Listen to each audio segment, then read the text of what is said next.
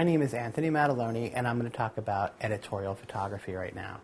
Editorial photography is where a photographer gets a story either posed to him and her by a newspaper, magazine, or any type of publisher.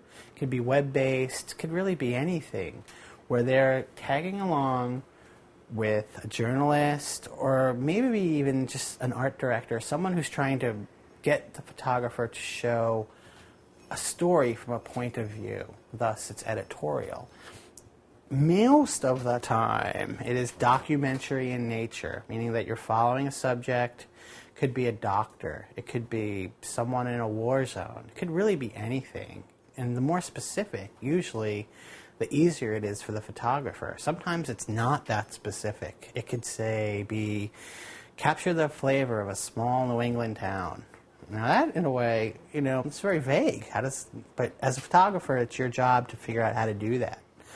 And editorial photography is that type of photography where you can build a portfolio of stuff like that, present it to magazines, present it to editors, and say, hey, this is a story I created of something that I did. Can you give me a job? Can you hire me on spec?